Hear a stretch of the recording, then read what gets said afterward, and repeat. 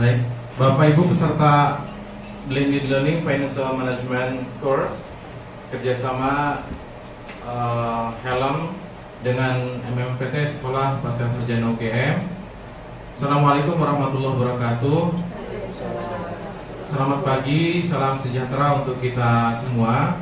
Senang sekali pada pagi hari ini kita bisa bertemu kembali dalam sesi webinar submodul 2. Kami percaya bahwa Bapak Ibu sekalian telah mendownload modul-modul yang sudah kami sediakan di web kami, yaitu helm mmpT.pasca.ugm.ac.id. Baik, pada pagi hari ini telah hadir fasilitator untuk submodul 2. Di samping kanan saya ada Bapak Adi Permono dari Helm. Kemudian di samping beliau ya, ada Ibu Widyaningsih SEMM. Kemudian di samping beliau juga ada Ibu Esti Arumawati SEMM. Kemudian juga selaku PIC untuk submodul 2 ini ada Ibu Dr. Anda Nini Supriyantini MSI. Dan di samping beliau ada Bapak Sulistyo Mingiryanto SEAK. Baik, Bapak Ibu yang kami hormati, peserta Blended Learning Financial Management submodul 2. Topik pada pagi hari ini yaitu tentang implementasi pengelolaan dana pemerintah dan dana masyarakat. Ya, karena peserta ini sangat beragam Pak ya, ada dari PTN tetapi juga ada dari PTS. Nanti kita akan melihat seberapa jauh.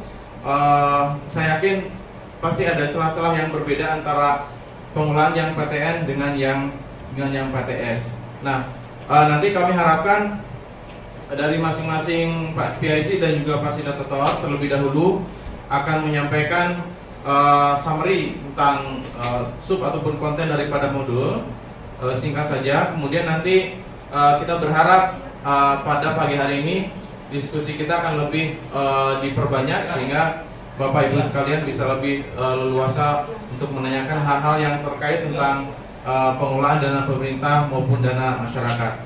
Baik, sebelum masuk ke pembahasan sub modul 2, kami persilakan Bapak Adi Permono untuk menyampaikan barangkali sedikit pengantar atau motivasi pada para peserta yang pada pagi hari ini sudah online, yang dari 9 menjadi 6.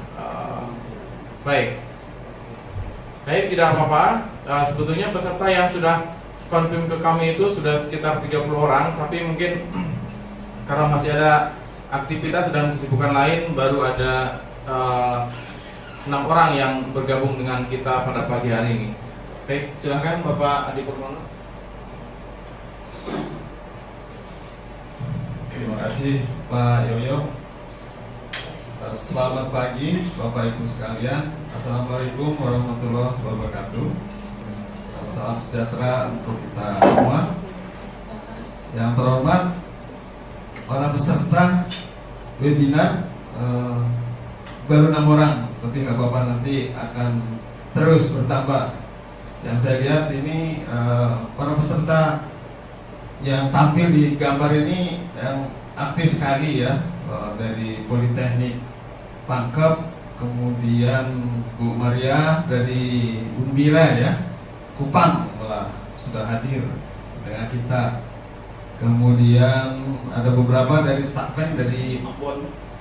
Jadi sekolah tinggi agama ada dari itu di bawahnya Kementerian Agama. Jadi campur ini. Jadi ada yang dari Dikti dan juga dari Kementerian Agama, ada yang negeri, ada yang swasta. Jadi sangat beragam.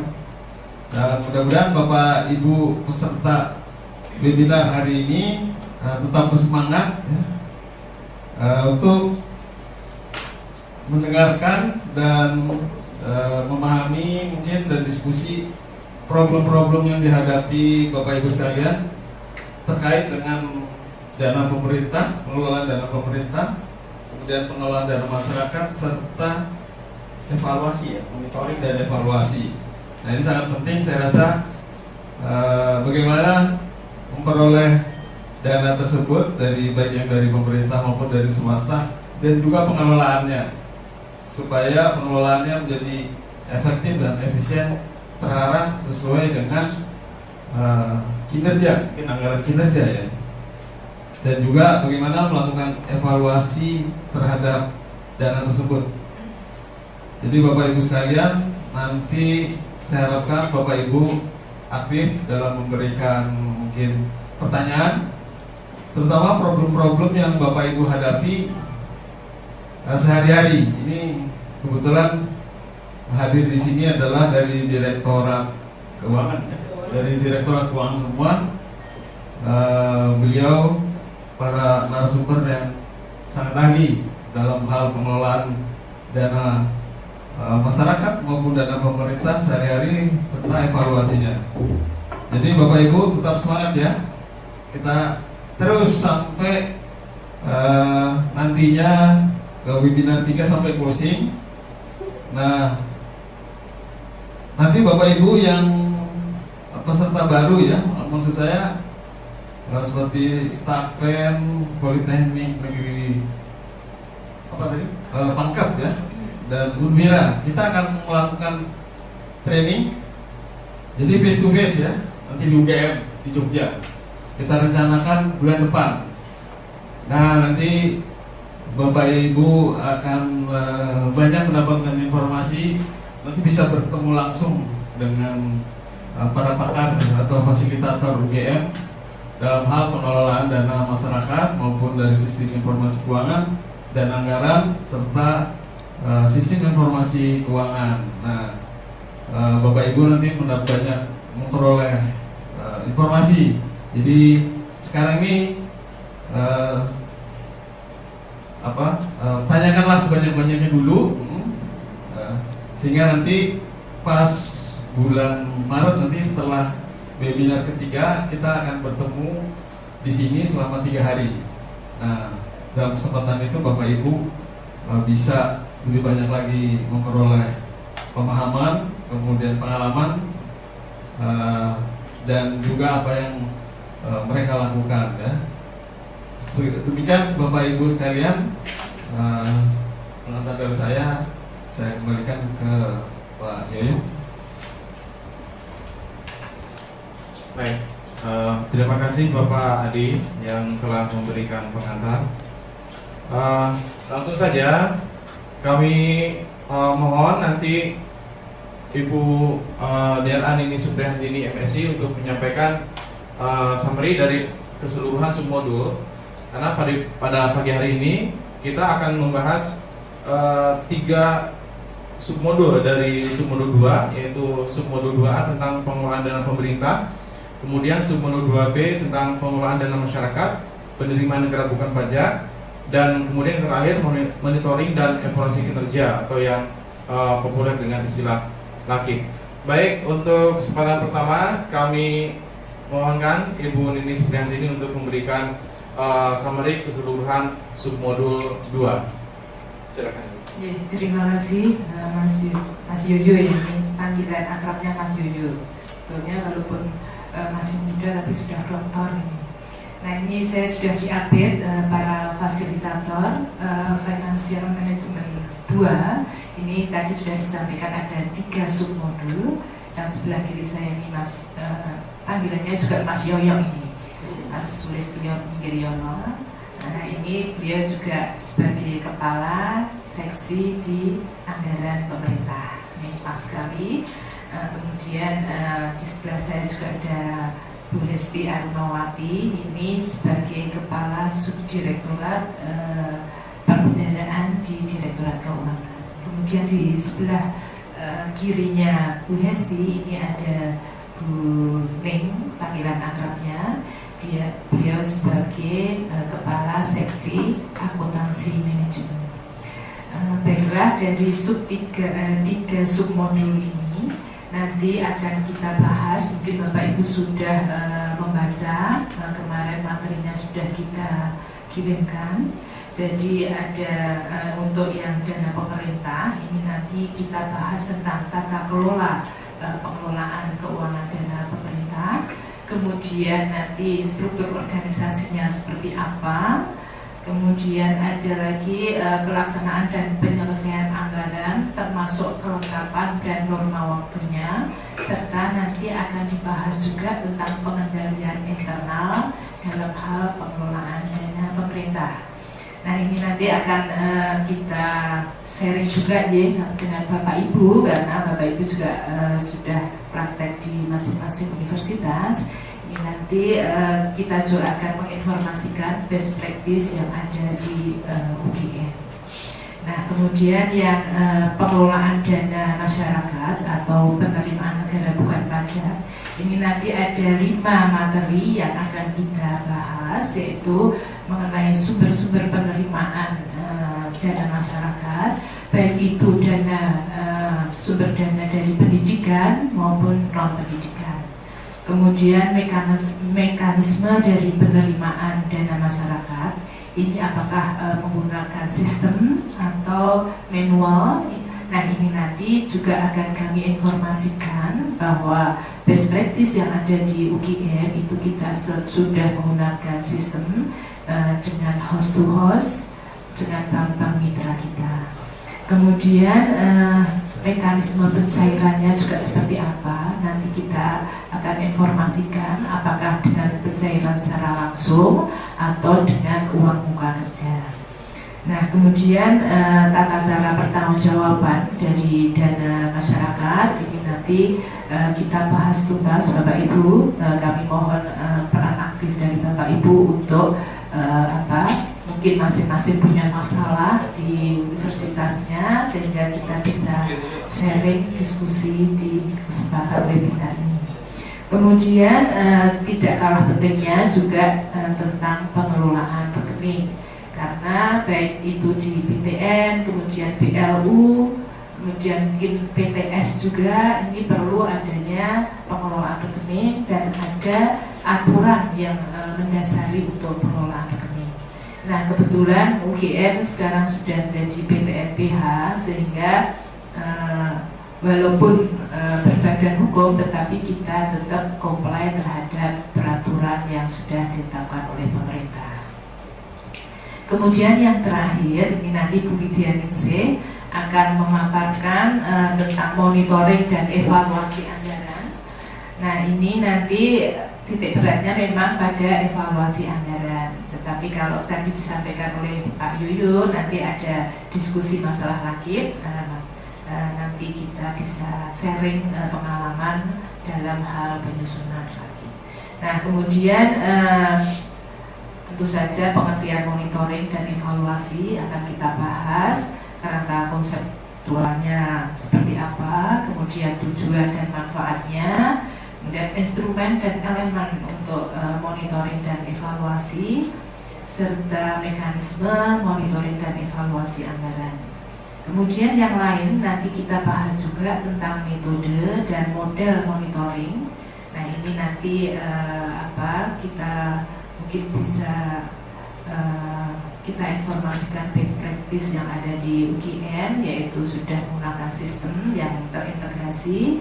Nah, kemudian cara penyajian hasil dari dan tindak lanjut monitoring dan evaluasi tersebut. Nah, dari ketiga submodul ini nanti akan secara brief akan dipresentasikan oleh masing-masing fasilitator. Kira-kira 10 menit ya Pak Yoyo. Nah, mungkin dari saya cukup sekian. Ini langsung saya kembalikan ke Pak Yoyo. Terima kasih. Wassalamualaikum warahmatullahi wabarakatuh.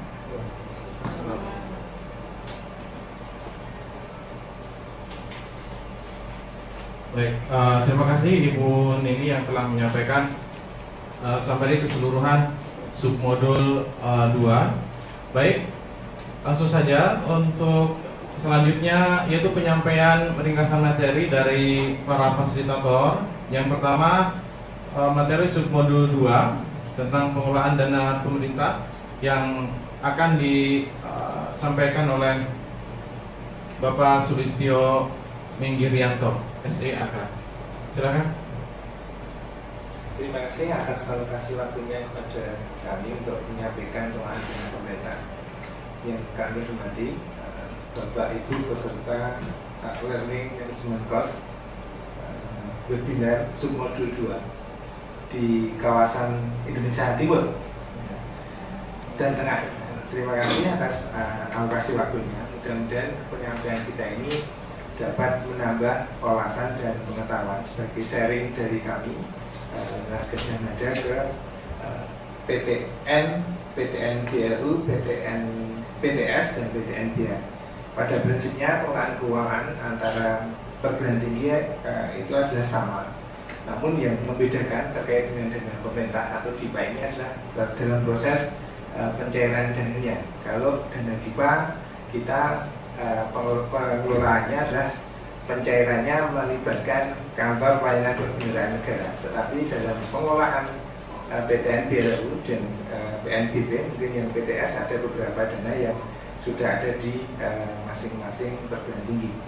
Baik Bapak Ibu, mungkin terkait dengan yang dana pemerintah, pada prinsipnya adalah terkait dengan tata kelola atau prinsip pengelolaan keuangan yang baik adalah pengelolaan keuangan harus dikelola secara tertib, akuntabel, sesuai dengan ketentuan peraturan yang berlaku, karena dana pemerintah terserah sudah ada panduan atau ketentuan peraturan perundangan yang berlaku di tingkat Kementerian Keuangan maupun peraturan pemerintah. Dalam hal ini terkait dengan pengelolaan keuangan negara sudah ada Peraturan Menteri Keuangan nomor 190 tahun 2012 dan Peraturan Pemerintah nomor 45 tahun 2013. Kemudian yang berikutnya adalah terkait dengan pelaksanaan anggaran dana pemerintah harus sudah ada dalam DIPA atau yang sering disampaikan dalam RKKL atau RKAT. Kegiatan harus mengacu pada anggaran yang sudah tertera dalam DIPA.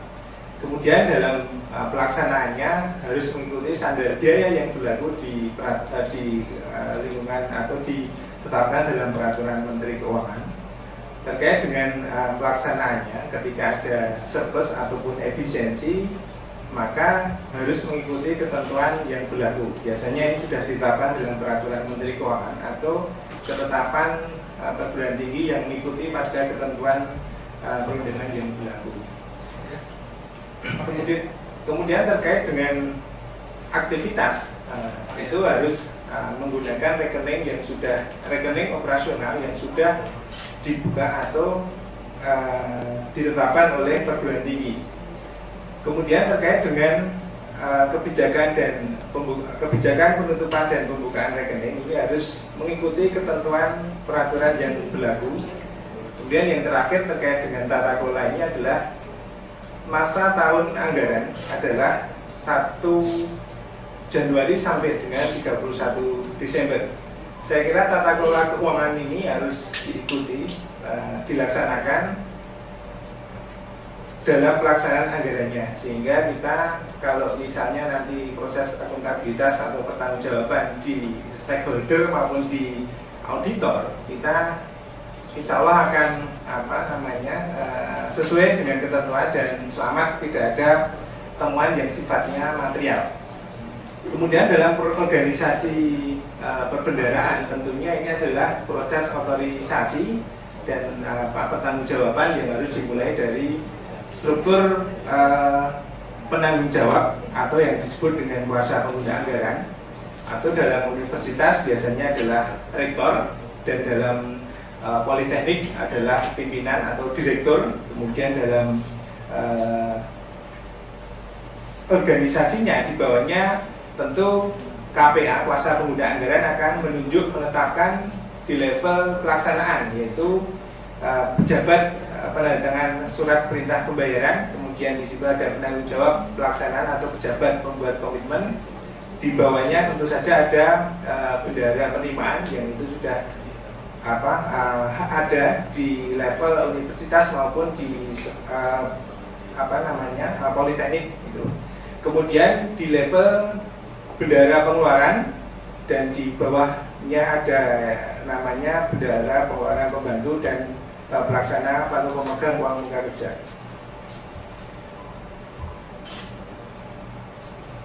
Tentu saja dalam pengelolaan dana pemerintah ini pasti dalam pelaksanaannya ada mekanisme yang dilakukan oleh Satker atau PTN atau PTN baru atau mungkin terkait dengan PTS ada alokasi dana pemerintah itu dengan proses pelaksanaan mekanisme pembayaran yang langsung dari kantor pelayanan perbendaharaan negara ke penerima hak tagih, dan mekanisme yang lain adalah terkait dengan pemberian uang persediaan atau perskot atau uang muka kerja ke Satker yang ditetapkan di awal. Dalam proses pelaksanaannya ini tentu saja baik itu pembayaran terkait dengan proses pengadaan barang dan jasa maupun pembayaran terkait dengan kegiatan yang sifatnya operasional di dalam Satker. Tentu saja ini pertanggungjawaban. Disinilah fungsi pokoknya ketika pembayaran harus mencakup kelengkapan-kelengkapan yang sudah ditentukan oleh perundangan atau aturan atau bahkan sudah ditetapkan oleh universitas atau Satker yang terkait. Ya, disinilah fungsi pertanggungjawaban ketika nanti kita mempertanggungjawabkan transaksi keuangan di stakeholder maupun dengan auditor. Tentu ini adalah fungsi pokoknya ketika nanti kita akan mempertanggungjawabkan transaksi keuangan.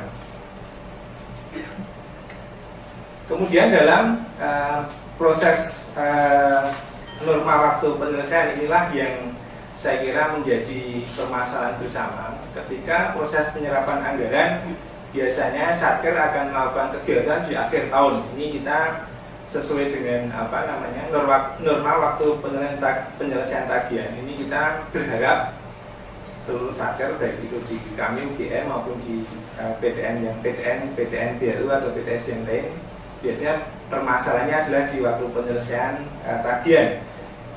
Di sini mungkin secara teknis kami sampaikan norma waktu penyelesaian tagihan kalau menurut ketentuan itu tidak kurang dari 30 hari, atau kita kalau misalnya praktis bicara optimalisasi waktu semestinya pembayaran itu kurang dari 17 hari.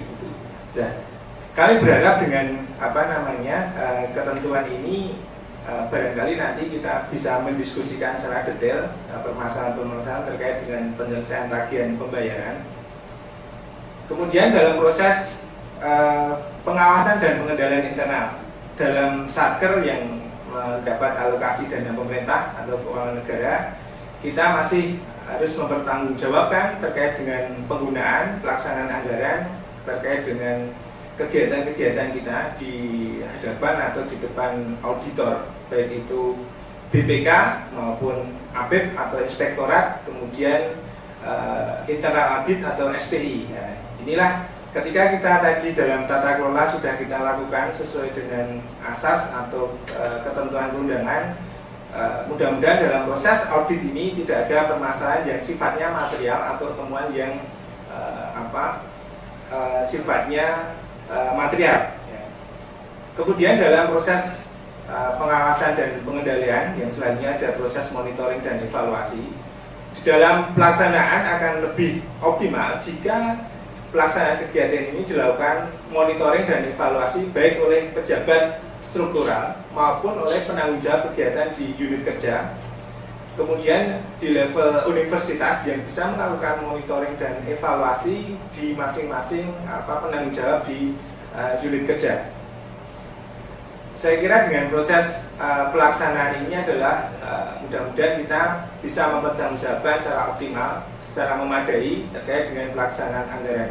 Yang nanti kami berharap secara detail Bapak Ibu sekalian bisa berdiskusi, atau nanti kita bisa ketemu di kesempatan lain ketika Bapak Ibu kunjungan di Universitas Gadjah Mada di Jogja. Tentu kami sangat senang, sangat menerima kalau nanti ada sharing atau diskusi lebih lanjut. dari proses pelaksanaan dana pemerintah saya kira secara ringkas saya sampaikan, nanti secara detail kita diskusikan secara bersama. Waktu dan tempat mungkin dari kami selaku fasilitator dana pemerintah, saya kembalikan ke PSI Bu Nini Sudiantini. Saya terima. Baik. Tidak ada tambahan, Bu? Ya. Baik, nanti saja barangkali kalau ada memang hal-hal yang perlu ditambahkan kalau kita di sesi diskusi. Baik, berikutnya kita ke submodul 2 yang akan disampaikan oleh Ibu Hesti. Silakan, Ibu.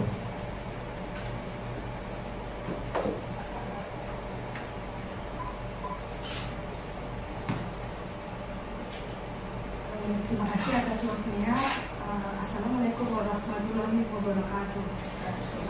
Selamat pagi peserta webinar Financial Management Course modul 2 tentang pengelolaan dana penerimaan bukan pajak dan dana masyarakat. Seperti yang sudah disampaikan oleh PIC kami, Ibu Dr. Nini Sudiantini MSI, dan pemaparan sebelumnya Bapak Sulistyo, bahwa pengelolaan keuangan yang baik akan mendatangkan efisiensi, efektivitas untuk proses-proses keuangan selanjutnya.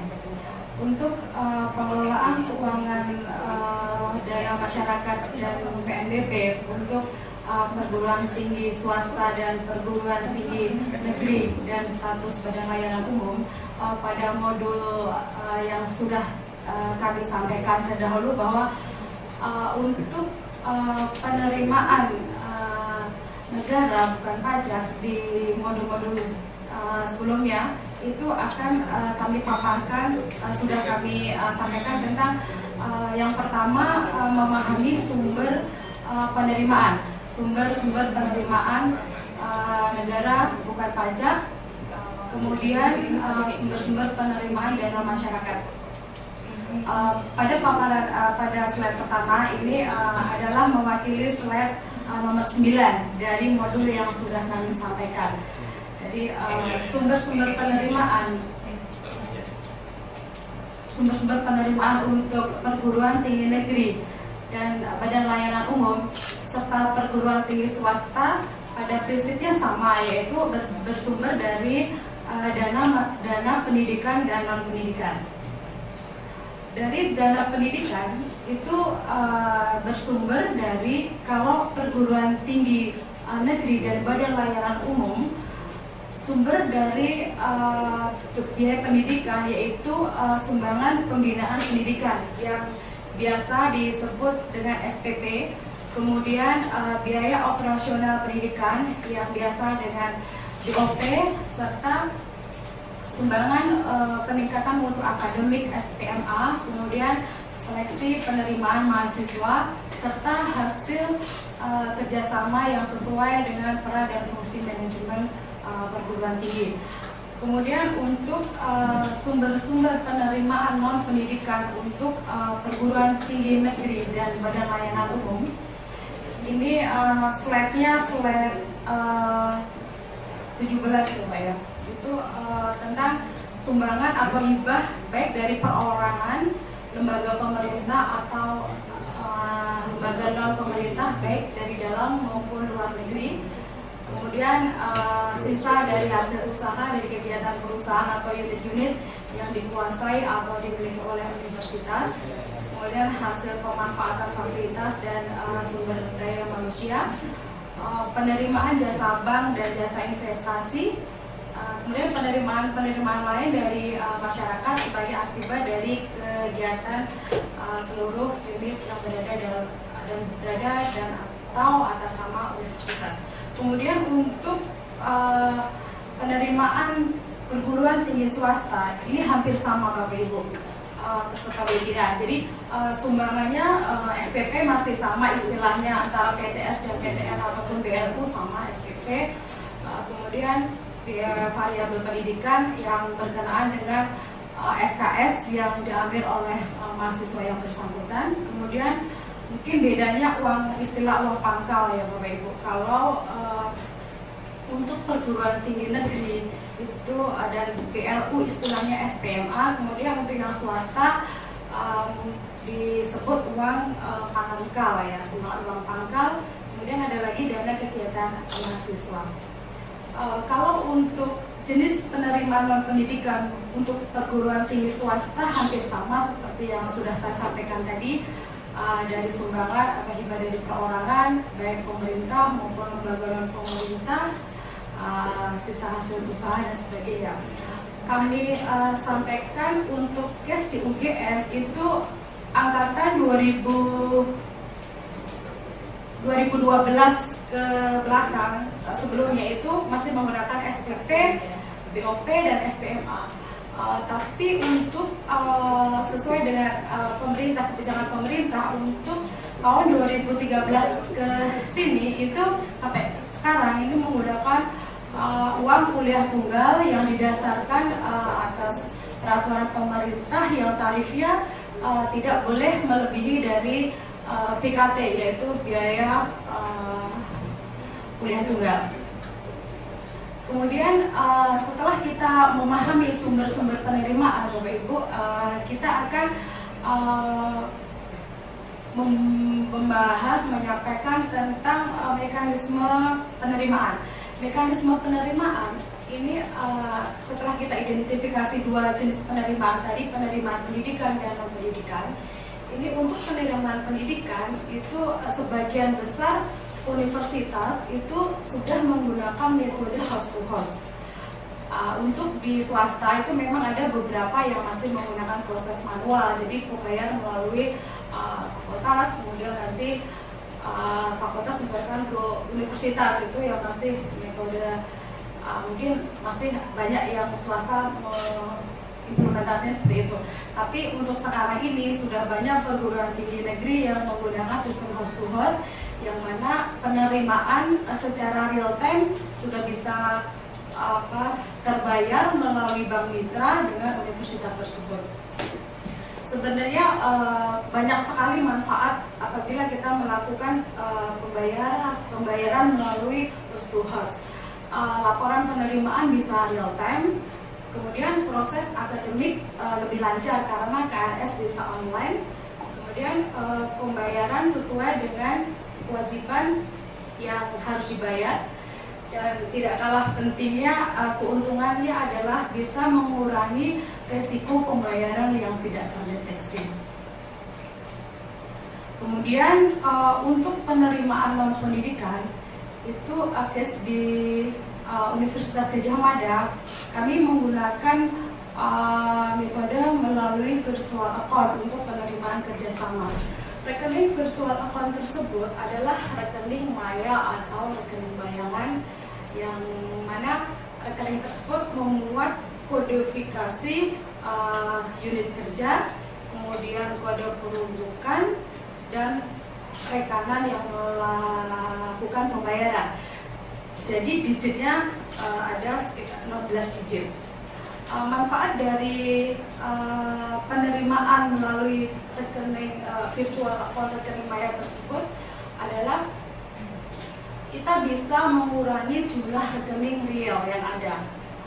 Karena seperti anjuran dari pemerintah bahwa kita tidak boleh terlalu banyak memilih rekening real. Jadi dengan rekening virtual tersebut kita banyak sekali manfaatnya, yaitu bisa mengidentifikasi penerimaan lebih cepat dan mudah mengidentifikasi sumbernya ada di mana. Kemudian yang jelas tadi mengurangi jumlah rekening bank real, dan kemudian keuntungan lainnya adalah laporan penerimaan bisa tersaji dengan cepat. Setelah kita memahami tentang mekanisme penerimaan, selanjutnya adalah mekanisme pencairan pengeluaran perguruan tinggi, baik perguruan tinggi negeri, BLU ataupun swasta. Ini pada slide 17 sampai 20.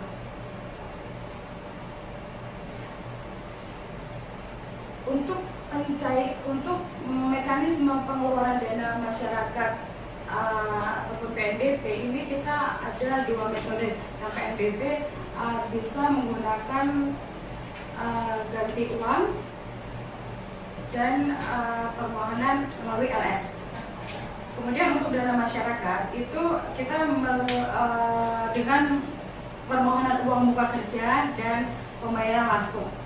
Bapak Ibu peserta webinar yang kami hormati, untuk pengeluaran dana masyarakat ini kita case di UGM ini kita sangat meminimalisir pengajuan uang muka kerja karena hampir 70% kita melakukan pembayaran langsung ke pihak ketiga.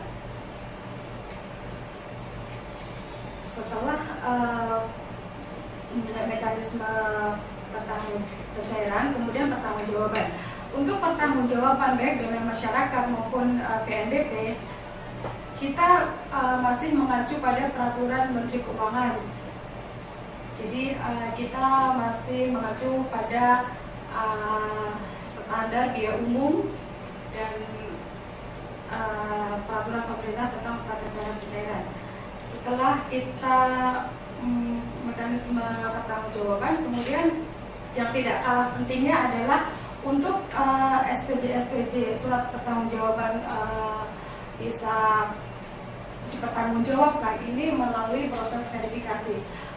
Di kami proses verifikasi dilakukan oleh, kalau di fakultas itu ada di KPTU, kantor pusat fakultas ada verifikasi, kemudian di kantor universitas juga ada verifikator, yang mana kita mengidentifikasi jenis-jenis pembayaran, yaitu pembayaran honorarium, pembayaran pengadaan barang jasa, untuk modal dan perjalanan dinas.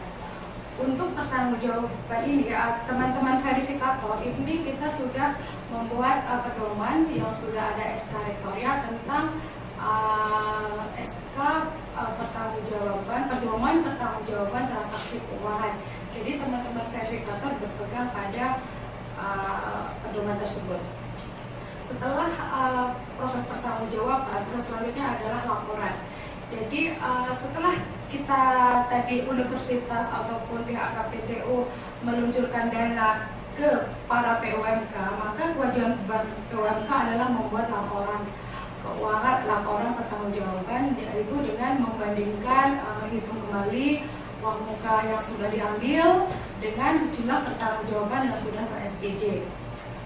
Apabila ada sisa, maka harus dikembalikan ke rekening rektor. Setelah proses pertanggungjawaban, yang gak kalah penting ya, seperti yang sudah disampaikan oleh PSC kami, bahwa pengelolaan rekening itu sangat penting.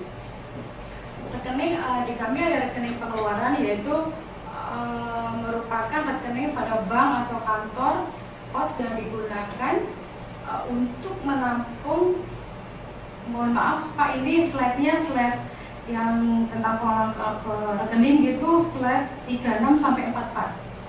36 sampai 44. Jadi pengelolaan rekening pengeluaran merupakan rekening bank umum atau bank kantor pos yang digunakan untuk menampung uang bagi keperluan belanja negara dalam rangka melaksanakan APBN pada Satker Kementerian Negara atau lembaga. Kemudian rekening lainnya yaitu rekening pengelolaan kas, merupakan rekening lainnya pada satuan kerja untuk menempatkan idle cash pada bank umum yang terkait dengan pengelolaan kas. Kemudian rekening operasional merupakan rekening lainnya pada satuan kerja yang dipergunakan untuk menampung seluruh penerimaan dan membayar seluruh pengeluaran. Dan rekening dana kelolaan ini adalah rekening yang untuk menampung dana-dana bergulir atau dana yang belum menjadi hak satker tersebut. Ini tidak termasuk dalam pengelolaan dan operasional. Bapak Ibu yang kami hormati, mungkin itu ringkasan dari kami. Nanti kita lanjutkan dengan diskusi. Demikian Pak Yoyo, waktu kami berikan. Kurang lebihnya mohon maaf. Baik, terima kasih Ibu Hesti. Selanjutnya submodul FM2C yaitu tentang monitoring dan evaluasi kinerja. Kami mohon Ibu Wijianingsih nanti lebih ringkas lagi dalam menyampaikan paparan materinya. Silakan Ibu.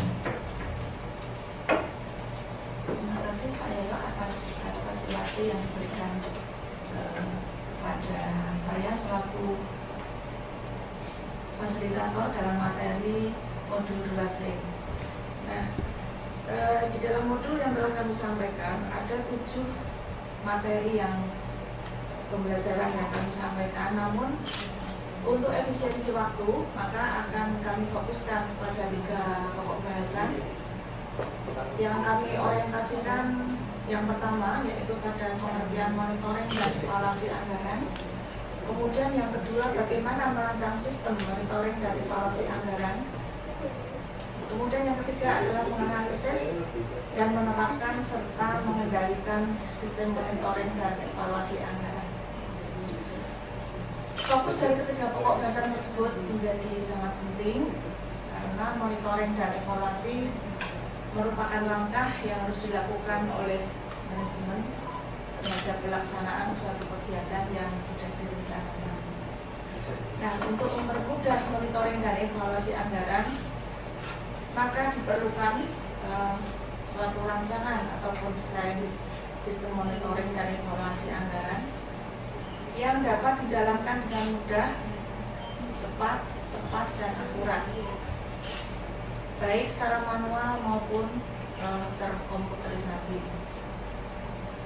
Dari monitoring dan evaluasi yang dilakukan, maka akan dapat diketahui apakah suatu kegiatan berjalan sesuai dengan jadwal yang sudah direncanakan, kemudian apakah anggaran yang dilaksanakan sesuai dengan kebutuhan kegiatan, yaitu baik dari sisi jumlah maupun ketepatan mata anggaran, kesesuaian mak dan sebagainya, dan apakah output atau keluaran kegiatan dapat dicapai sesuai dengan target yang telah ditentukan.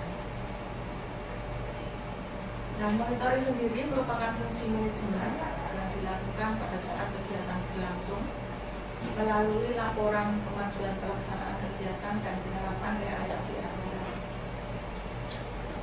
Untuk evaluasi, itu adalah fungsi manajemen yang dilakukan baik saat kegiatan itu berlangsung maupun ketika kegiatan itu sudah diselesaikan, dengan membandingkan antara rencana kerja yang telah ditetapkan dengan realisasi atau pelaksanaan kegiatan. Monitoring dan evaluasi anggaran itu adalah merupakan fungsi manajemen yang dilakukan pada saat kegiatan berlangsung maupun pada akhir kegiatan melalui laporan penyerapan anggaran dengan membandingkannya dengan perencanaan anggaran. Jadi kalau monitoring itu pada saat maupun pada akhir, kemudian kalau evaluasi itu bisa waktunya ditentukan. Nah, akan kami sampaikan perbedaan monitoring dan evaluasi anggaran. Ini bisa Bapak Ibu lihat pada slide ke-8 dari modul kami. Monitoring dilihat dari sifatnya itu hanya memotret saja. Jadi hanya mencatat apa adanya tentang apa yang dilihat, kemudian apa yang didengar, yang diamati. Kemudian dari sisi waktu itu bisa dilakukan kapan saja, sejak awal kegiatan sampai dengan akhir kegiatan. Nah, fungsinya untuk menjamin bahwa kegiatan itu berjalan sesuai dengan ketentuan. Jadi ibarat orang berjalan, ini adalah monitoring itu sebagai relnya. Sedangkan evaluasi adalah menilai dengan membandingkan antara apa yang mestinya dilakukan dengan kenyataan yang sebelumnya terjadi. Waktunya ditentukan, bisa bulanan, kemudian triwulan, atau bahkan pada akhir tahun. Fungsinya untuk menilai keberhasilan kegiatan dalam manajemen keuangan masih dibandingkan antara tujuan dengan hasil yang akan dicapai ataupun rencana kegiatan dan anggaran dengan realisasi anggarannya. Nah, input dari Monaf ini sendiri adalah rencana kerja dan anggaran tahunan, atau kalau di dalam Universitas Gadjah Mada, kita sebut dengan RKAT. Kemudian prosesnya sendiri adalah berangkat dari perbendaharaan yang tadi sudah disampaikan Bu Hesti, jadi dari realisasi anggarannya, kemudian nanti keluarannya adalah laporan realisasi anggaran.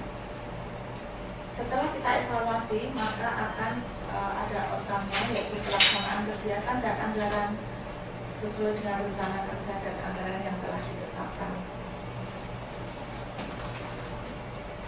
Tujuan Monef ini adalah untuk mendapatkan umpan balik bagi perbaikan pelaksanaan kegiatan terkait dengan penjadwalannya, kemudian kebutuhan sumber daya, baik sumber daya manusia, alat bahan, ataupun anggaran, serta pencapaian kinerja yang telah ditetapkan. Kemudian untuk mengukur apakah penggunaan sumber daya telah dilaksanakan secara efektif dan efisien dalam menghasilkan suatu produk yang telah ditetapkan. Manfaatnya untuk mendapatkan informasi ataupun perkembangan pelaksanaan rencana kegiatan secara kontinu atau terus-menerus mengenai pencapaian indikator kinerja dan permasalahan yang dihadapi dalam pelaksanaan. Kami sajikan contoh kasus ada di dalam slide 23 sampai dengan 27 permasalahan-permasalahan baik case di kementerian maupun case di UGM.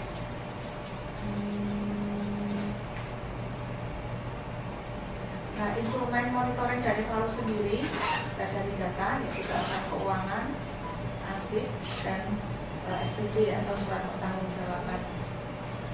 Kemudian kalau dari laporan itu bisa laporan kegiatan maupun laporan keuangan.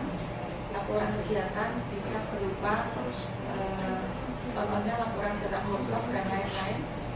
Kemudian instrumen yang ketiga adalah by system, yaitu sistem informasi yang dibangun berdasarkan kebutuhan monitoring dan evaluasi. Tentu saja sistem yang dibangun ini harus disesuaikan dengan karakteristik satker yang bersangkutan, apakah itu BLU, kemudian PTNBH, ataupun PTN atau PTS. Jadi sistem dan dibangun sesuai dengan kebutuhan masing-masing perguruan tinggi. Nah, sistem informasi manajemen keuangan yang dibangun itu sebaiknya terintegrasi dengan semua proses pengelolaan keuangan mulai dari hulu sampai hilir. Artinya mulai dari penyusunan anggaran, kemudian pertanggungjawabannya dari realisasi anggarannya yang kami peroleh dari realisasi rencana kerja dan anggaran tahunan, kemudian sampai ke monitoringnya. Hilirnya adalah penyusunan laporan keuangan. Tujuannya adalah untuk meningkatkan kualitas pelaporan keuangan agar akurat, tepat waktu, dan dapat dipertanggungjawabkan. Kemudian sistem ini mampu menghubungkan unit kerja dengan kantor pusat, artinya dari fakultas ke universitas atau bahkan dari satker ke jenjang di atasnya. Contoh sistem yang dari satker BLU adalah SAPA. Ini adalah sistem akuntansi keuangan pengguna anggaran. Ini untuk laporan realisasi anggaran dana pemerintah maupun PNBP. Kemudian yang kedua untuk mendukung efisiensi, efektivitas dan kelancaran penyusunan laporan akuntansi manajemen. Nah, di dalam seksi kami itu adalah seksi penyusunan laporan seksi akuntansi manajemen yang tugas pokok dan fungsinya adalah monitoring evaluasi anggaran. Yang ketiga adalah untuk mendukung percepatan penyusunan laporan keuangan supaya peningkatan opini laporan keuangan lancar tanpa pengecualian. Data yang dihasilkan dari sistem maka akan memberikan sebuah rekod mengenai segala kepentingan moneter yang terjadi di universitas. Nah, sebuah rekod ini dibuat dari sebuah transaksi yang sudah dilakukan oleh perbendaharaan yang menjelaskan fakta yang telah terjadi. Jadi kapan kejadiannya, tanggal berapa, kemudian siapa yang terlibat, unit mana, fakultas mana, dalam berbagai kasus ataupun kegiatan. Berapa jumlah dana yang dibutuhkan, Kemudian data ini akan dianalisis yang nantinya digunakan untuk memenuhi kebutuhan informasi oleh pihak manajemen. Data yang dihasilkan dari sistem perlu dikendalikan supaya serangkaian kegiatan manajemen yang dimaksudkan tadi adalah bisa terjamin untuk semua program kegiatan yang dilaksanakan agar sesuai dengan rencana yang telah ditetapkan. Tujuannya adalah untuk mendapatkan informasi ataupun perkembangan pelaksanaan kegiatan secara kontinu atau terus-menerus mengenai pencapaian target dan permasalahan yang dihadapi dalam pelaksanaan kegiatan. Kemudian untuk melakukan identifikasi masalah agar tindakan korektif dapat dilakukan sesuai mungkin. Contoh kasus seperti yang sudah kami sampaikan ada di slide 23 sampai dengan 27. Kemudian sistem ini juga untuk mendukung upaya penyempurnaan perencanaan berikutnya melalui hasil pemantauan. Jika data yang dikendalikan dengan baik, maka informasi yang dihasilkan akan menjadi akurat dan akuntabel. Kelembagaan yang ditugasi untuk melakukan monitoring dan evaluasi dapat Timonet yang ditetapkan dengan surat keputusan ataupun pejabat pembuat komitmen. Demikian Bapak Ibu, modul 2C yang dapat kami sampaikan secara ringkas. Mohon maaf kalau ada informasi yang bisa sampaikan nanti dapat kita sambung melalui diskusi yang akan kami lakukan setelah menyampaikan materi ini. Terima kasih. Assalamualaikum warahmatullahi wabarakatuh. Assalamualaikum warahmatullahi wabarakatuh. Terima kasih kepada Ibu Widyaningsih. Para peserta webinar Submodul 2 Financial Management, itu tadi pemaparan dari para fasilitator dan juga PIC Submodul 2 yang telah menyampaikan Submodul 2A dengan tema pengelolaan dana pemerintah, Submodul 2B dengan pengelolaan dana masyarakat, dan yang Submodul 2C berupa monitoring dan evaluasi kerja. Baik, Bapak Ibu yang kami hormati, sampai kita kepada sesi diskusi pada kali ini. Sebelumnya sebagai update informasi yang sudah bergabung online dengan kita ada sekitar 16 peserta. Tentunya sebagian ada yang admin dan juga ada peserta dari Helm Jakarta Office yang ikut bergabung dengan kita di dalam memantau acara webinar kali ini. Baik, sebelum kita masuk ke sesi diskusi, karena kita sudah komitmen bahwa bagi para peserta yang mengirimkan respon terhadap modul-modul yang sudah kami kirim, maka itulah yang akan mendapatkan kesempatan pertama untuk kita sapa terlebih dahulu. Maka kami mengundang Bapak Ahmad Iskandar. Bapak Ahmad Iskandar ini telah mengirimkan respon ke kita melalui email. Beliau dari Universitas Lambung Mangkurat. Ada beberapa pertanyaan yang diajukan di modul, kemudian sudah dijawab secara ringkas oleh Bapak Iskandar. Baik, halo Bapak Ahmad Iskandar, apa bisa mendengar suara kami, Pak?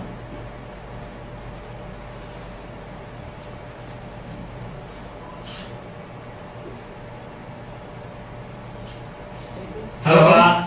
Iya. Pak Adi bisa dengar Pak? Baik. Ya Pak. Ya, silakan Pak Ahmad Iskandar untuk menyampaikan presentasi yang sudah Bapak buat. Silakan Pak. Entah Pak, tidak.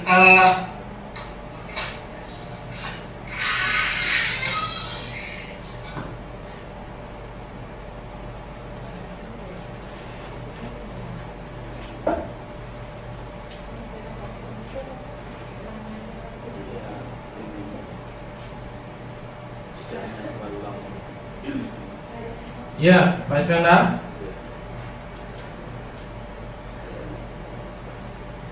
Silakan Pak.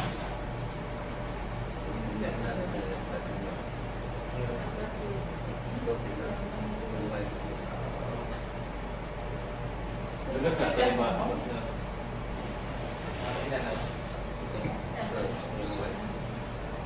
Baik, Pak Ahmad Iskandar, halo Pak.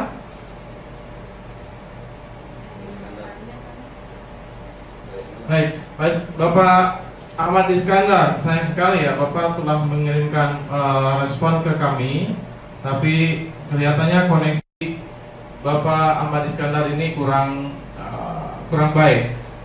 Baik, kalau begitu kita ke peserta yang pertama kali online, yaitu Bapak Muhammad Yusuf.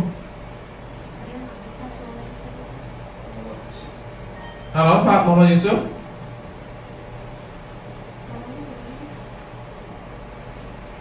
Iya, halo. Oke, ya. Silakan Pak. Saya ingin menyampaikan pertanyaan. Yang pertama itu mengenai dana beasiswa yang berasal dari di luar tiba chapter kami.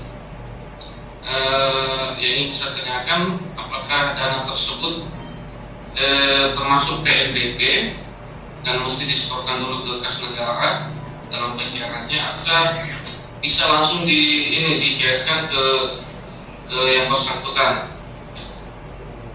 Terus yang kedua mengenai dana titipan yang berasal dari instansi lain yang diperuntukkan bagi pegawai atau staf di dalam satker kami, di mana dana tersebut dititipkan di rekening bendahara dan langsung disalurkan ke yang bersangkutan. Yang saya tanyakan, apakah dana tersebut juga termasuk dalam PNBP dan harus disetorkan dulu ke kas negara sebelum digunakan, ataukah bisa langsung digunakan atau disetorkan ke yang bersangkutan? Itu aja. Terima kasih. Baik, terima kasih Bapak Muhammad Yusuf. Ya, selanjutnya ke Ibu Maria. Halo, selamat pagi Ibu Maria. Selamat pagi Pak. Iya. Iya. Kami dari Indira. Memang kami pelaksanaan kegiatannya sudah berjalan baik. Hanya Unila ini belum diberi otonomi dari yayasan. Kami biasa menggunakan dana hanya dicairkan per bulan atau dalam 1 bulan itu 2 kali sesuai dengan verifikasi atau memo dari rektor yang mana dari fakultas atau universitas membuat permohonan sesuai dengan kebutuhan dalam 1 bulan. Jadi kesannya memang kita menggunakan 1 pintu, dana itu masuk lewat yayasan, sedangkan Mira harus membuat permohonan pencairan dana per bulan gitu Pak. Itu yang kesulitan kami dalam kegiatan ini. Sedangkan sistem pengelolaan keuangan memang yayasan sudah menggunakan general ledger.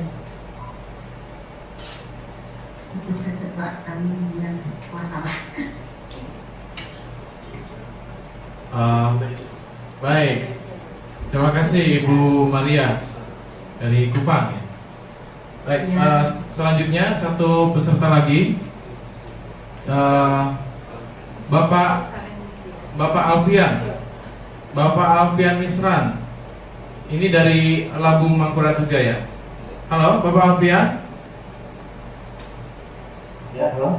Baik, silakan Bapak. Ya, terima kasih Pak. Dari tadi memang agak ada masalah dengan koneksi internet kami di sini. Jadi ada beberapa paparan yang kami saja kesempatan putus gitu. Ada beberapa paparan-paparan yang disampaikan kami kurang bisa menghitung-hitungnya.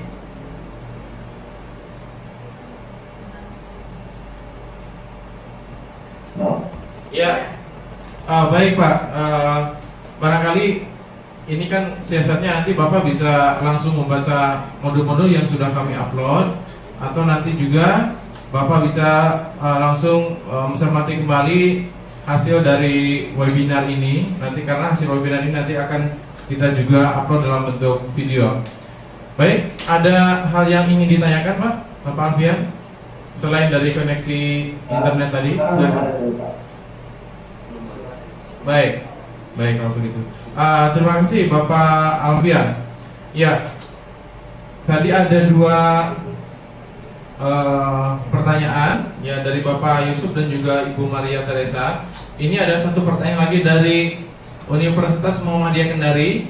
Pertanyaannya, bagaimana cara membuat formulasi pagu anggaran yang adil pada masing-masing unit kerja sebagai dasar pembagian anggaran masing-masing unit kerja, karena adanya perbedaan besaran pendapatan, dan bagaimana cara membuat standar biayanya. Baik, itu tadi ada 3 pertanyaan. Silakan barangkali bisa direspon nanti, bisa fleksibel ya saling. Ya, silakan. Ya, terima kasih atas pertanyaannya dari Pak Muhammad Yusuf, Politeknik Pertanian Angkop ya. Nah, ini ada 2 pertanyaan dari Pak Yusuf. Mungkin juga nanti Bapak Ibu peserta webinar bisa digunakan juga ya nanti jawaban dari kami. Mungkin di masing-masing perguruan tinggi juga ada masalah tentang ini. Yang pertama tentang dana beasiswa yang berasal dari luar DIPA Satker Politeknik. Ini yang pertama kita lihat adalah status dari perguruan tinggi tersebut. Nah, kalau itu PTN ya, kalau PTN itu memang PTN murni ya Bapak, itu harus masuk ke kas negara dulu. Nah, tetapi kalau itu sudah BLU penuh, ini nanti bisa langsung digunakan dan dasarnya sesuai dengan peraturan yang sudah ditetapkan di perguruan tinggi tersebut. Nah, kemudian untuk yang PTN-BH sekarang ada status baru ya Bapak, itu ada PTN-BH itu yang dari UGM, ITB, UI, kemudian Unpro, USU, terus IPB, dan satunya ada 7 itu UPI. Nah, ini bisa lebih fleksibel lagi. Nah, untuk yang swasta ini juga bisa lebih fleksibel, artinya tidak harus disetor ke kas negara. Nah, kemudian kalau dari Politeknik ini mungkin masih PTN ya Pak Yusuf, PTN Satker. Ini nanti mekanismenya itu memang merupakan dana masyarakat dan itu harus disetor dulu ke kas negara. Nanti lebih teknisnya dari Mas Yoyo juga Mbak Isti akan menambahkan. Nah, kemudian dengan dana titipan ini juga seperti itu. Jadi dana titipan dari instansi lain untuk PTN biasa ini mestinya semua melalui mekanisme store dulu ke kas negara, baru nanti kita diambil sesuai dengan kebutuhan. Kemudian untuk yang Bu Maria Teresia dari Unmira, ini swasta ya Bu ya. Nah, ini Unmira tadi kesulitan karena semua dana masuk dulu ke yayasan, kemudian nanti Unmiranya baru istilahnya nyenggeti, artinya membuat surat ke sana untuk pencairan dana gitu ya Bu Maria. Kalau di istilah kami itu harus nyenggeti dulu dana. Nah, ini mungkin best practice yang ada di kami itu bisa dipraktekkan di sana. Dulu kita juga kesulitan karena di UGM satkernya itu sangat banyak. Kita punya 18 fakultas, kemudian 2 sekolah yang masing-masing prodinya itu sekitar 250 prodi. Nah, mereka juga banyak melakukan kerjasama dan sebagainya. Dulu itu hanya masuk ke rekening rektor dan kita sulit untuk mendeteksi ini dana dari mana. Nah, dengan kita sudah melakukan kerjasama dengan Pak Mitra untuk VA tadi disampaikan oleh Bu Hesti, virtual account ini merupakan sub account dari rekening rektor tersebut, sehingga masing-masing satker yang ada di bawah PTN atau PTS atau perguruan tinggi BLU tersebut bisa langsung memantau, oh ini dana dari kerjasama A sudah masuk ke rekening ini, karena VA tadi sudah disampaikan itu namanya sangat spesifik. Jadi oh ini dari kerjasama mitra A, kemudian tentang apa, penelitian atau pengabdian masyarakat atau bahkan pendidikan, ini langsung bisa dideteksi. Nah, alhamdulillah kemarin kita juga sudah membuat sistem secara online, sehingga masing-masing satker di bawah perguruan tinggi tersebut langsung bisa memantau. Kemudian kalau dana tersebut sudah masuk di dalam rekening VA tersebut, mereka langsung bisa mengajukan pencairan dana melalui sistem tersebut. Nah, mungkin ini dibangun suatu sistem yang online sehingga nanti yayasan, kemudian di Unmira dan mungkin di bawahnya ada lagi universitas ini langsung bisa memantau penurunan atau pencairan dana tersebut. Kemudian pengelolaan keuangan dengan general ledger. Nah ini dengan sistem atau masih manual ya Ibu Maria. Nah kalau misalkan sudah dengan sistem, ini nanti justru general ledger itu bisa di capture atau dibuat sistem tersebut, bukan kami yang membuat, karena kalau kita harus membuat buku besar seluruh kegiatan dan ini akan sangat banyak sekali. Nah ini nanti cukup kita inputkan kegiatan atau pencairan dana yang dibutuhkan oleh suatu kegiatan, kemudian nanti diolah oleh sistem. Nah kemudian buku besarnya langsung bisa diolah dan tinggal pencet itu nanti ada laporan buku besar, kemudian saldo, kemudian laporan keuangan pokoknya, nanti yang laporan posisi keuangan, kemudian laporan aktivitas dan arus kasnya juga sudah bisa melalui sistem. Mungkin itu, monggo Pak Mas Yoyo sama Mbak Esti bisa menambahkan. Baik Ibu, terima kasih. Mungkin langsung jawab yang pertanyaan Pak Muhammad dari Iskandar ya Pak ya, terkait dengan cara membuat atau formulasi pagu anggaran pada yang adil pada masing-masing unit kerja. Ini saya kira ini akan lebih tepat ketika di-share ke teman-teman anggaran, tetapi saya di perbendaraan akan mencoba menjawab. Biasanya kita di Universitas Gadjah Mada membuat formula yang di situ adalah kita buat kira-kira BEP dari masing-masing unit kerja yang sifatnya fixed cost itu berapa.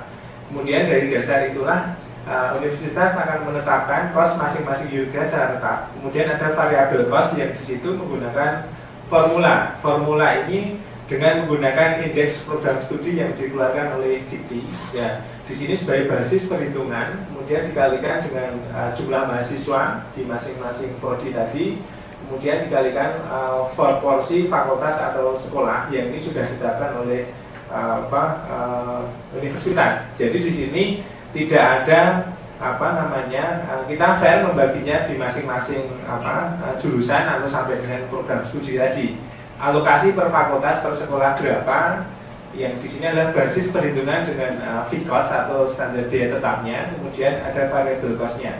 Kemudian terkait dengan SBU ini. SBU kalau untuk yang PTN murni mengikuti ketentuan peraturan Menteri Keuangan. Kemudian untuk yang BLU tentu saja ada BLU yang dirilis oleh masing-masing PTN BLU yang ditetapkan oleh Menteri Keuangan. Kemudian untuk PTN BH tentu saja ada SBU yang ditetapkan oleh universitas, dan di sini adalah benchmark pada SBU peraturan Menteri Keuangan ditambah lagi standar biaya atau biaya yang terjadi di universitas. Jadi itu sebagai dasar standarisasi penetapan SBU. Kemudian terkait dengan pertanyaan Pak Ahmad Iskandar dari Universitas Lampung Mangkurat terkait dengan bagaimana sebaiknya pengendalian prioritas pendanaan untuk lebih memberatkan dana BUPTN agar tidak kena sanksi karena rendahnya daya serap atau hangus. Ya. Justru kami di Universitas Gadjah Mada adalah prioritas pelaksanaan pada BUPTN. BUPTN ini dilaksanakan sesuai dengan arahan atau ketetapan yang telah dibuat oleh Dikti dengan Peraturan Menteri Pendidikan nomor 108 tahun 2013 itu ada BUPTN digunakan ada 13 kriteria yang itu kita gunakan. Bahkan ketika ada kegiatan yang sumber pendanaan awalnya dari RKAT atau dana masyarakat PTN BLU, PTN atau PTN yang disediakan oleh pemerintah, ini kita switch gitu kan, sehingga tidak ada lagi BUPTN ini yang tidak optimal, tetapi kita optimalkan ya. Jadi kita justru malah memprioritaskan BUPTN dengan standar kriteria yang telah ditetapkan oleh Menteri Pendidikan tahun 2013 tadi. Saya kira untuk lebih jelasnya mungkin bisa sharing dari Bu Hesti, silakan. Terima kasih Pak Yoyo. Kami akan menambahkan jawaban dari Pak Ahmad Iskandar Universitas Lampung Mangkurat ya, untuk agar tidak memilih PNBP, karena ini pertanyaannya sepertinya agar serapannya lebih tinggi untuk BOPTN-nya, karena di Satker Bapak cenderung menggunakan PNBP ya Pak ya. Jadi kalau ini sharing aja di tempat kami, ini antara pertanggungjawaban antara dana PNBP maupun rupiah murni sama. Jadi kita membuat pedoman yang disahkan oleh rektor tentang tata cara pertanggungjawaban SPJ. Jadi ini tidak akan memilih, ini PNBP lebih mudah gitu. Jadi untuk salah satu strategi untuk meningkatkan daya serap, mungkin itu yang bisa kami tambahkan. Terima kasih.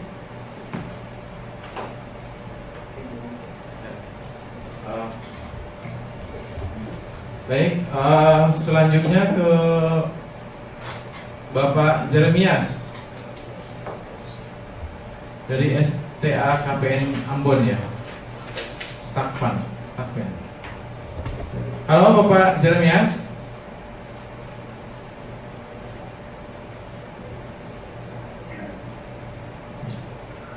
Halo Pak.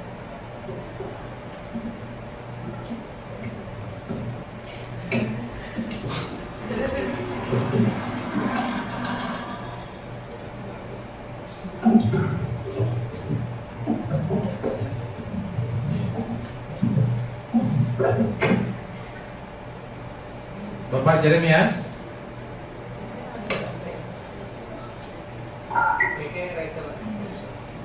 Baik. Ya. Kelihatannya ada kendala Bapak Jeremias. Kalau ada hal yang ingin disampaikan, silakan Bapak mengirim melalui chat ataupun pesan ke kami. Baik. Selanjutnya ke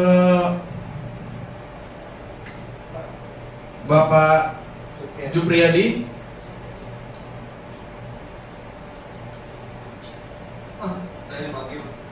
Bapak Jupriyadi. Ya, Bapak saya panggil Pak.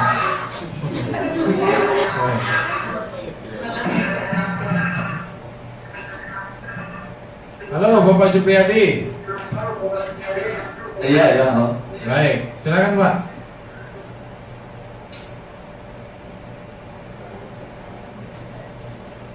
Halo? Ya, Bapak Jupriyadi. Iya. Mana yang tadi?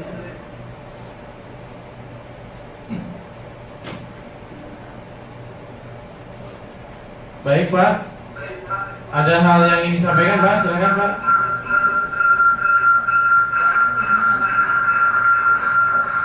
Iya. Sementara belum ada nanti. Lewat pesan ya. Baik Pak, kami tunggu Pak ya, Bapak Jupriyadi dari. Ya, terima kasih Bapak. Selanjutnya ada.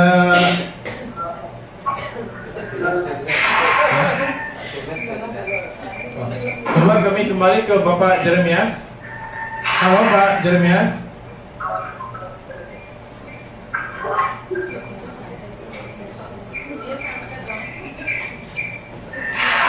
Baik. Ya, kita ke tadi ada yang sempat bergabung, Ibu Reski Amalia. Ibu Reski. Halo, Bu Reski Amalia. Ya. Mana ini Bu Reski?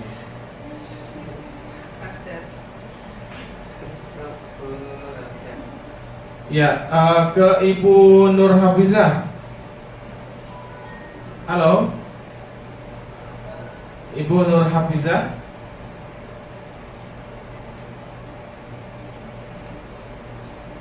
Halo Ibu. Iya. Baik, kita ke Bapak Dr. Andes Ilham Anwar. Halo, Bapak Ilham. Ya, silakan Bapak. Barangkali ada hal yang ingin disampaikan, Pak.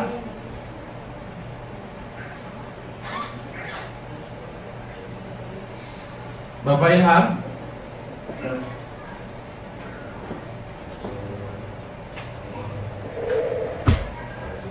Ya, tidak ada Pak.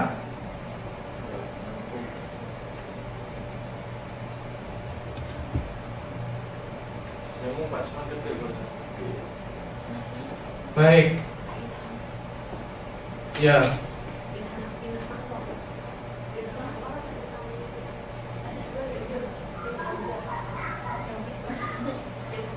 Ya. Kita ke coba ini ke Bapak yang ada di Universitas Muhammadiyah Kendari. Tadi sudah mengajukan pertanyaan, tapi barangkali ada hal lain yang ingin disampaikan. Silakan Bapak dari Universitas Muhammadiyah Kendari. Ini kami dengan Bapak siapa ya? Assalamualaikum. Waalaikumsalam. Silakan Pak. Bapak Sarmanta. Oh baik, ya. Ya, silakan Bapak. Saya kira pertanyaan saya tadi seperti yang mau dicekkan. Ya.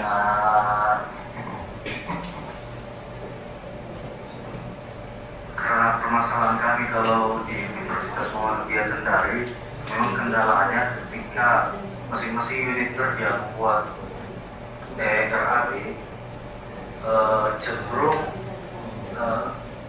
ini menghabiskan jalan masing-masing unit kerja misalnya prodi atau fakultas cenderung menghabiskan pendapatannya biaya. Jadi kayak kekurangannya mungkin karena belum ada formula atau anggaran yang baik mungkin.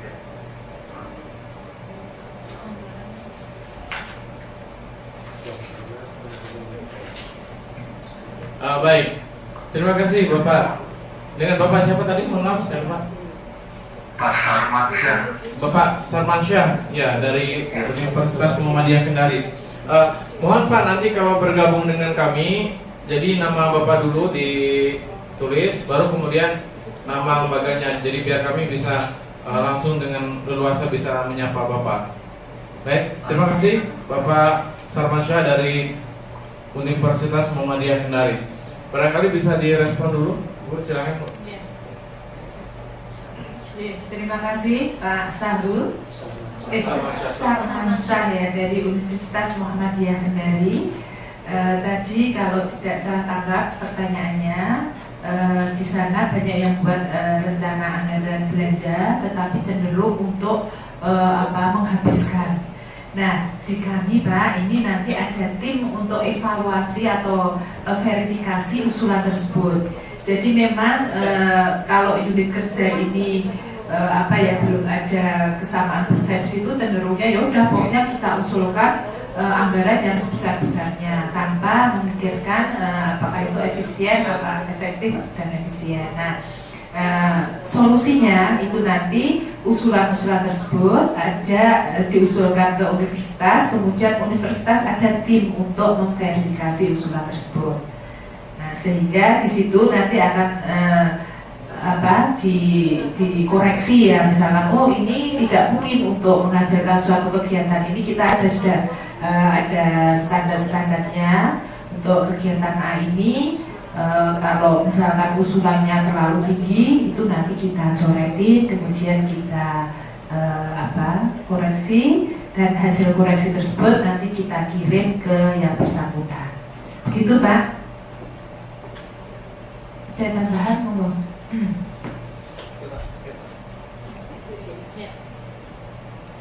Baik Pak, mau menambahkan untuk Pak Sarmansyah terkait dengan kegiatan pengajuan RAB yang Cadel menghabiskan tadi. Jadi kalau di kami itu untuk penyusunan RAB itu kegiatan-kegiatan tersebut harus mengacu pada Renstra, rencana strategis, dan Renov, rencana operasional universitas.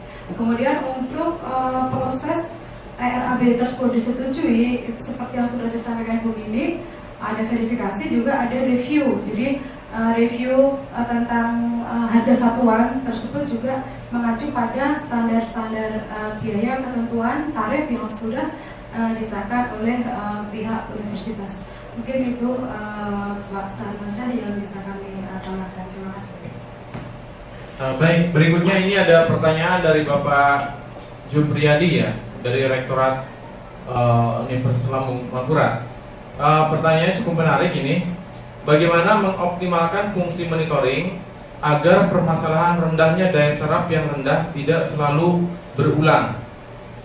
Bahkan ada beberapa penanggung jawab kegiatan di Satker kami tidak menerima informasi dari bendahara bahwa ada dana untuk kegiatan yang belum direalisasikan pencarian dananya.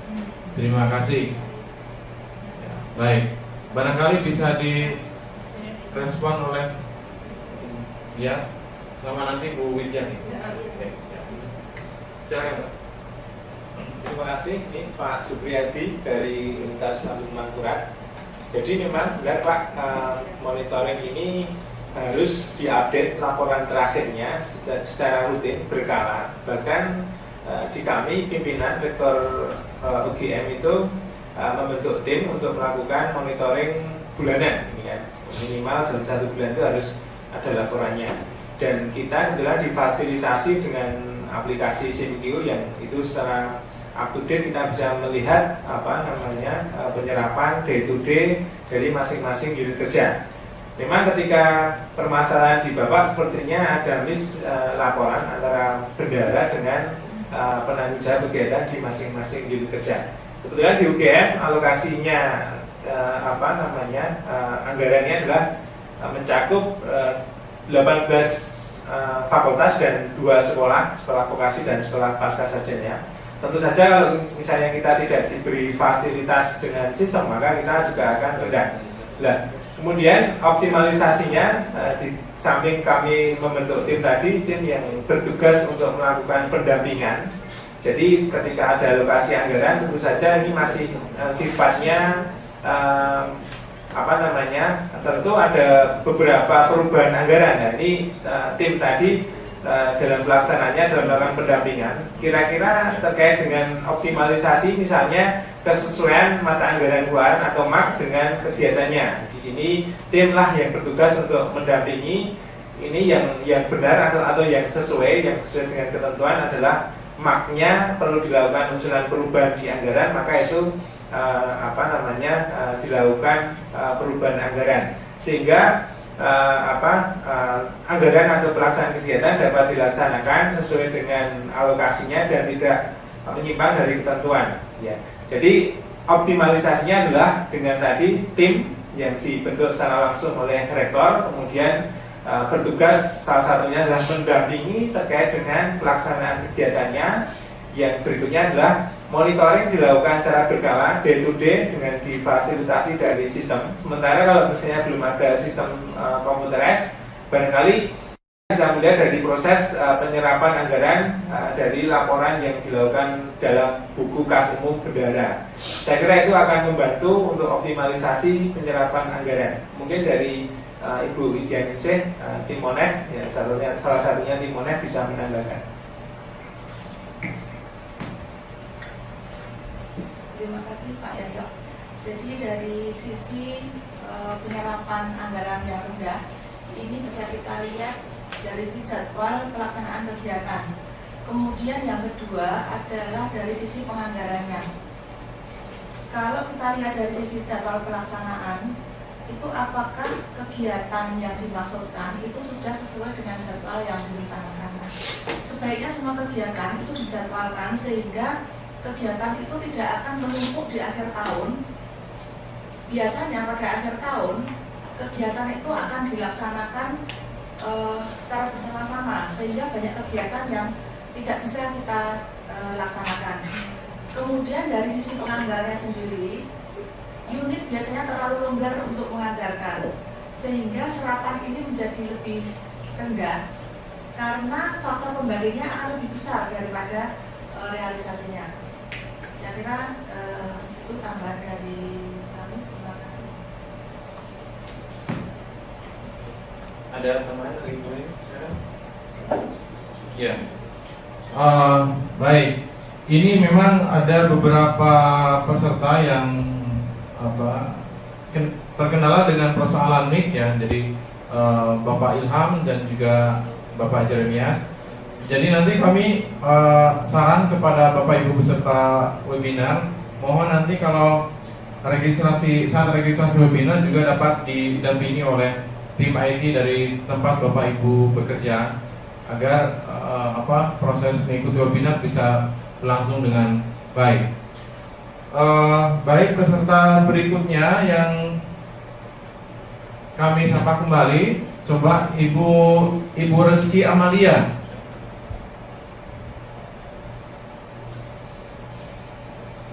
Halo, Ibu Reski.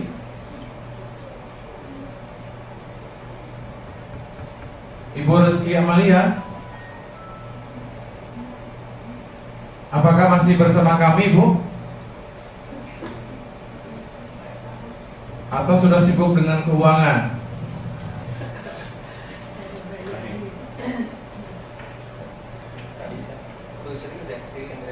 Baik, berikutnya Ibu Sri Endrawati.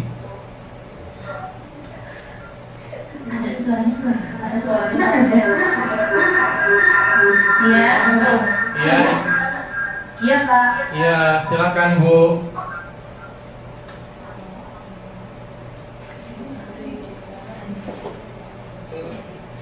Halo. Iya, Ibu Sri.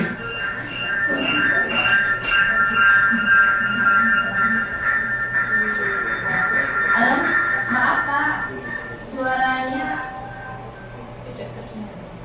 Iya, Ibu Sri, karena kelihatannya memang Ibu ada trouble dengan suaranya. Kami mohon kalau ada hal yang ingin disampaikan, pertanyaan bisa kirim melalui chat ya ke kami. Begitu Ibu? Iya, iya Pak. Baik, terima kasih Ibu Sri Endrawati dari Lambung Mangkurat. Tampaknya hari ini Lambung Mangkurat cukup mendominasi Pak, meskipun banyak yang terkendala dengan persoalan suara. Baik, berikutnya kelihatan sudah semua Pak. Belum, Pak Ilham juga nggak bisa. Baik, saya kira semua peserta sudah kami sapa, tapi memang ada beberapa yang terkendala dengan persoalan teknis. Bapak Ibu peserta webinar, kami tentu webinar hari ini karena kita pesertanya cukup drop, mudah-mudahan ini bukan satu alamat yang kurang baik, tetapi memang Bapak Ibu sangat sibuk dengan kegiatan yang ada, karena ketika tim kami menghubungi sebetulnya ada 30 peserta yang confirm. Ini yang kemarin memicu semangat kami untuk menyelenggarakan acara ini, tapi ternyata yang bergabung ada sekitar 16, tadi ada 17, kemudian meninggalkan sesi ini terlebih dahulu. Tetapi mudah-mudahan Bapak Ibu yang hadir di sini menjadi peserta yang komit, seperti tadi dikatakan oleh Bapak Adi, peserta yang baik akan dipilih Pak ya, untuk ikut bergabung dengan kami. Nanti ada, jadi seperti yang telah disampaikan, memang ada wacana untuk setiap peserta akan dipilih beberapa peserta yang aktif untuk kemudian kami undang, nanti kita bisa bertemu di Yogyakarta. Baik Bapak Ibu, kami ingatkan sekali lagi, kalau Bapak Ibu tidak sempat memberikan respon, kami mohon respon Bapak Ibu bisa dikirim melalui email yang sudah kami cantumkan di modul. Jadi Bapak Ibu bisa secara aktif membalas pertanyaan-pertanyaan yang sudah dibuat oleh para fasilitator di setiap submodul yang sudah kami upload di web kami. Baik, sebelum kita tutup karena kita sudah berada di penghujung acara, kami mohon Bapak Adi untuk memberikan semangat lagi Pak ini kepada peserta, karena pagi ini kelihatannya agak lesu. Silakan Pak. Ya, terima kasih Pak Yoyo. Ya Bapak Ibu sekalian, ini saya mengenal semua ini melalui gambar dari Bapak Ibu peserta Lokakarya ya sebelumnya ya. Ini ada Pak Muhammad dari Muhammadiyah Kendari, Maria, Pak Iskandar, dan Pak Yusuf yang terlihat ya, mantap tuh Pak Iskandar. Ajak teman-temannya lagi Pak dari Lampung Mangkurat, sehingga nanti banyak pesertanya.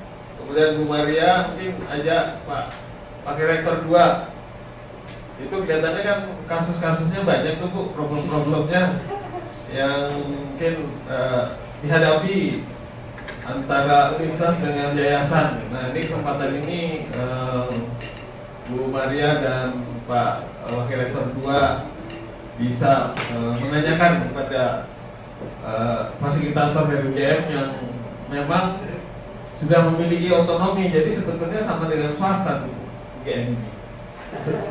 Jadi untuk yang PNBP sama dengan swasta ya pengelolaannya. Kemudian yang dari pemerintah memang masih diikat ya, masih diikat. Jadi sama dengan Satker, sama dengan BLU. Jadi separuh badannya swasta, mungkin 70% swasta dan 30% masih negeri. Jadi gabungan. Jadi Bapak Ibu punya kesempatan untuk menanyakan bagaimana tips dan triks ya yang dihadapi kepada para fasilitator di depan. Mereka adalah semuanya pelaku, jadi bukan akademisi ya. Memang sebagian sambil mempunyai jabatan yang double gitu ya, baik sebagai praktisi maupun pengajar ya, dosen juga. Jadi sudah komplit sebenarnya. Dan ini memudahkan Bapak Ibu mendapatkan solusi ya dari pengalaman-pengalaman yang dihadapi UGM. Kemudian saya juga menyapa Pak Muhammad Yusuf.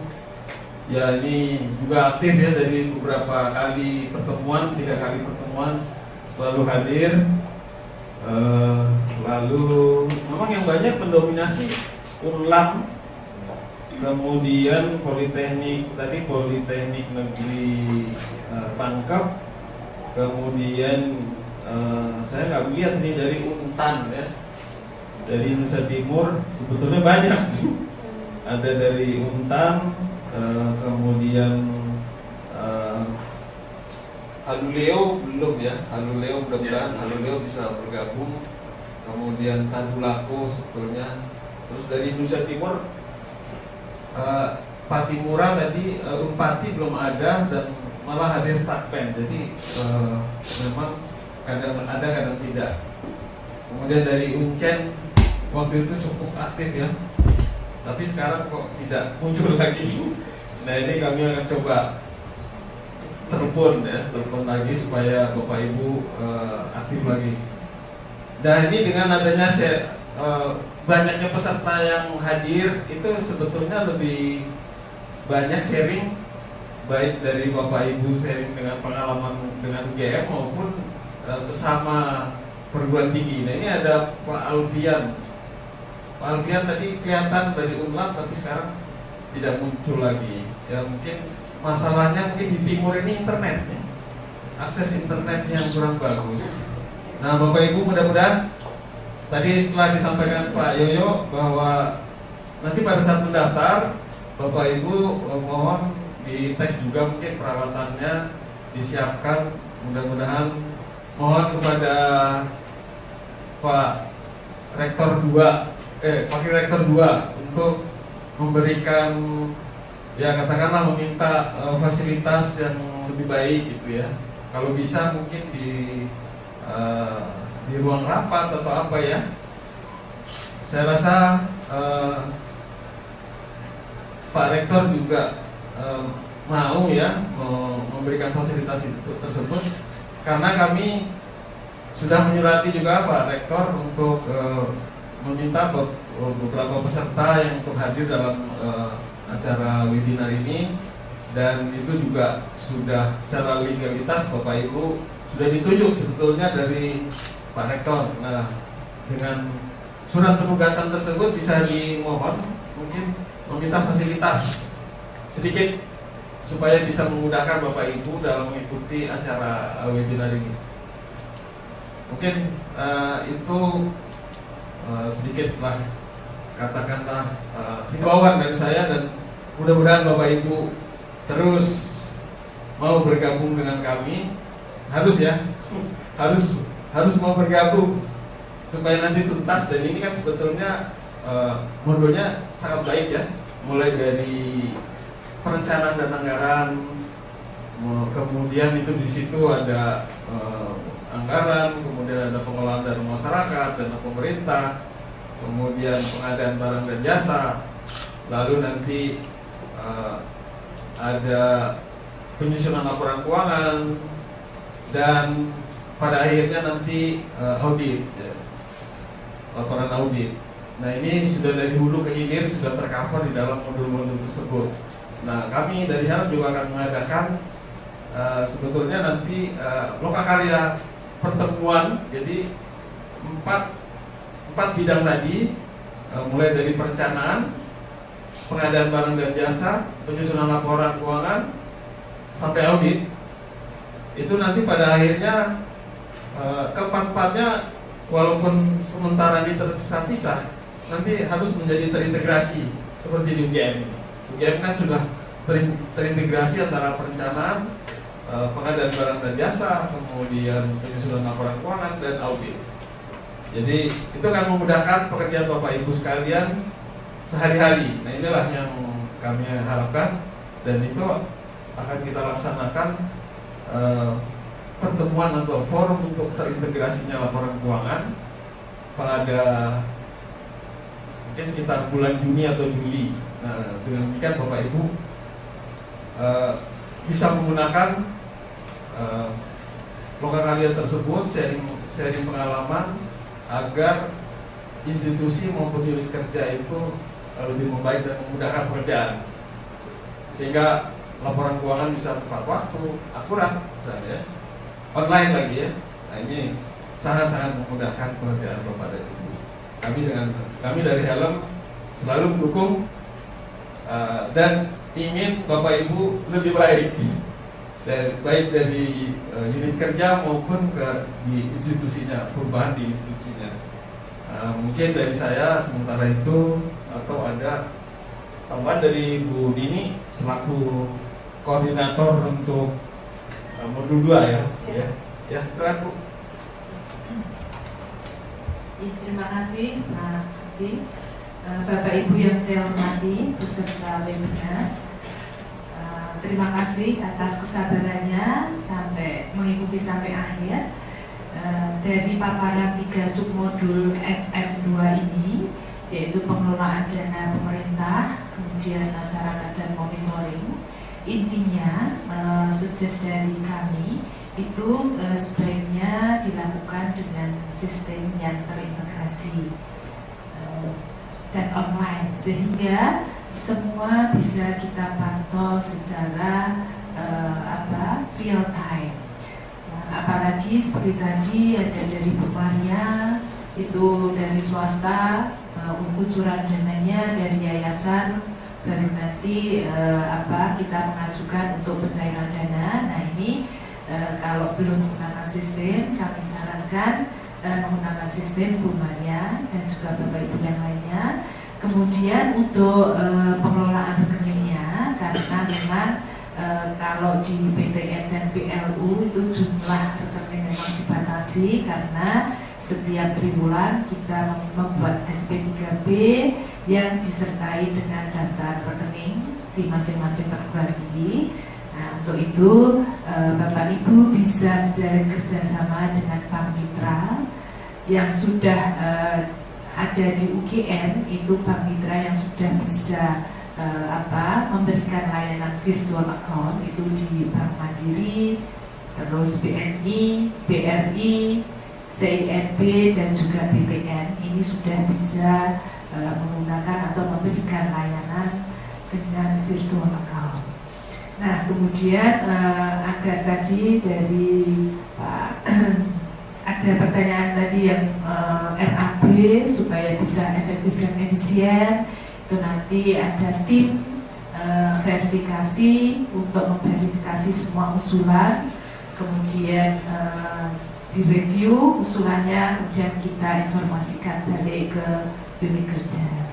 Untuk monitoring anggaran ini juga dengan adanya sistem yang terintegrasi akan sangat memudahkan Bapak Ibu untuk memantau setiap kegiatan day by day.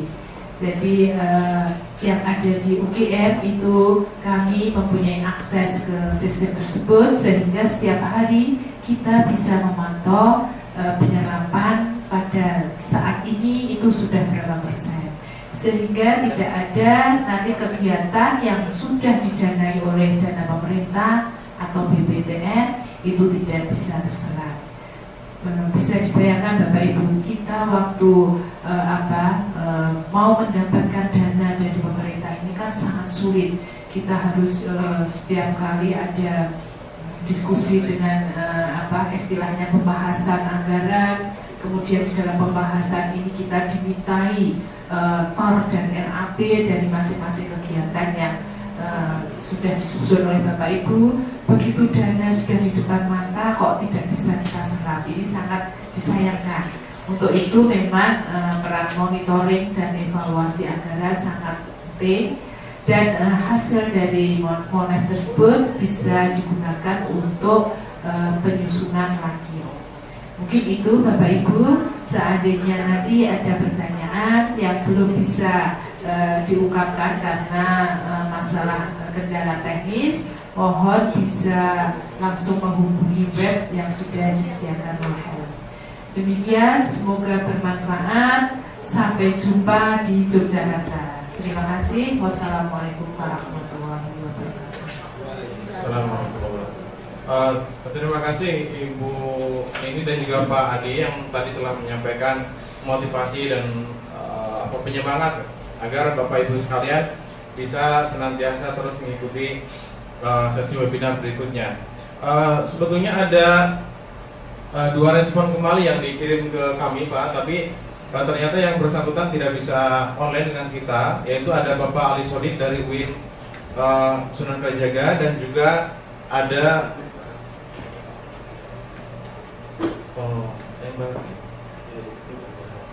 baik.